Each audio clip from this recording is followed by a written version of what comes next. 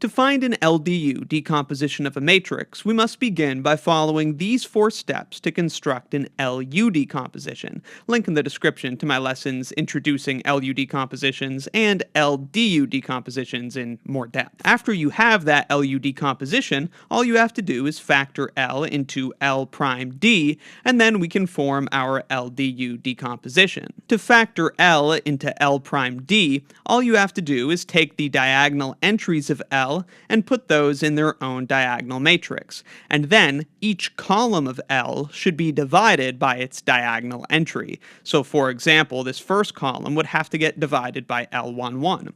Thus, in L prime, we have 1. We have L21 divided by L11, and so on. The second column is divided by its diagonal entry, L22, and so on. We're going to find an LDU decomposition of this matrix. First, here are the steps to find the LU decomposition, which I'll revisit in more depth in a minute. But assuming you're comfortable with that, let's just jump to the last step. We construct this LU decomposition of our matrix A, and now we're going to turn that into an LDU decomposition. Like I said, we're going to begin by taking those diagonal entries of L and putting them in their own diagonal matrix. So we're going to have 2, 9, and 1/2. That's the diagonal matrix D. Now all we have to do is divide each column in L by its diagonal entry. We divide the first column by 2. 2 divided by 2 is 1. 4 divided by 2 is 2. And 1 divided by 2 is 1/2. We then divide column 2 by its diagonal entry, which is 9.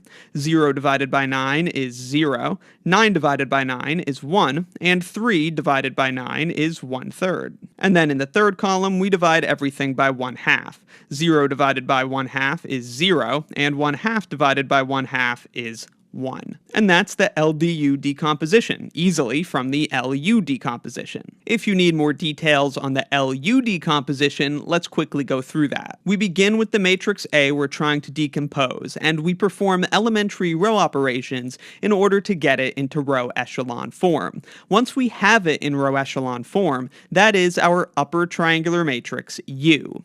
Now, each row operation that we perform is going to tell us something that we should put in the lower triangular matrix L, which we're constructing on the right while we do this Gaussian elimination. So the first step I would do here is multiply row 1 by 1/2 in order to get a leading 1 in that first row. So then my lower triangular matrix L, I know that it needs to have zeros above the diagonal, and now after performing this row operation of multiplying a row by a scalar, I know one entry of L. Since we had to multiply by 1/2 to introduce a leading 1 in this position, in that same position of L, we should put the reciprocal of 1/2, which of course is 2. So each time we perform a row operation, it's going to give us an entry to put in L. The next things we would do is subtract 4 row 1 from row 2 in order to turn this 4 into a 0. We're trying to get zeros below that leading 1.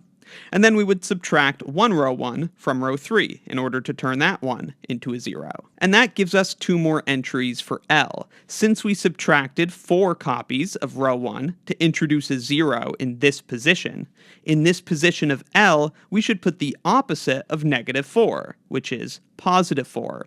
And since we subtracted 1 copy of row 1 to introduce a 0 in this position, in that same position of L, we should put the opposite of -1, which is +1. So note the differences here. If you multiply a row by a scalar, then in L, you'll put the reciprocal of that scalar. And if you subtract a multiple of one row from another, then in L, you'll put the opposite of that scalar multiple that you used. So at first, we used the reciprocal of 1/2, which is 2, but then for these two operations, since we were subtracting multiples of one row from another, we used the negative of those scalar multiples. The negative of -4 is +4, and same thing with -1. Next, we multiply row 2 by 1/9 in order to introduce a leading 1 in that position.